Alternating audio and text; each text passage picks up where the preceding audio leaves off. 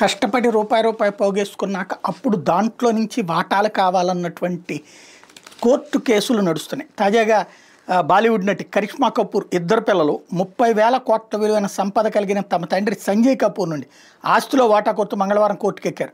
వాళ్ళ దరఖాస్తు బుధవారం విచారణకు రాబోతోంది. కరిష్మా సంజయ్ కపూర్లు 2003లో పెళ్లి చేసుకుని 2016లో విడాకులు తీసుకున్నారు. వాళ్ళకు ఒక అబ్బాయి ఒక అమ్మాయి. తమ సవత్తల్లి ప్రియా కపూర్కి ఆస్తి మొత్తం చెందేలా తండ్రి రాసినట్టుగా చెప్తున్న వీలునామాను పిల్లలిద్దరూ కోర్టులో సవాల్ చేశారు.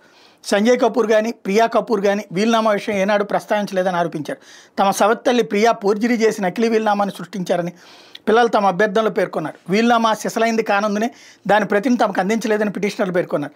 తమ తండ్రి మరణించే నాటికి ఆయన వ్యక్తిగత ఆస్తులను గురించిన వివరాలు తమకు తెలియవని వాళ్ళు కోర్టుకు సమర్పించిన అభ్యర్థనలో పేర్కొన్నారు. తమ తండ్రి మరణించే నాటికి ఆయనకున్న ఆస్తి మొత్తం వివరాలను తెలియజేయాలని వాళ్ళు సవత్తల్లి ప్రియా కపూర్ని కోరారు.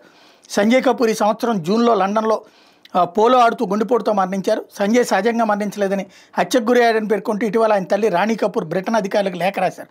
తన కుమారుడి హత్య వెనక దాగిన కుట్రను ఆర్థిక మోసాన్ని బహిర్గతపరిచేందుకు విచారణ జరపాలంటూ ఆమె బ్రిటన్ అధికారిని కోరారు కూడా.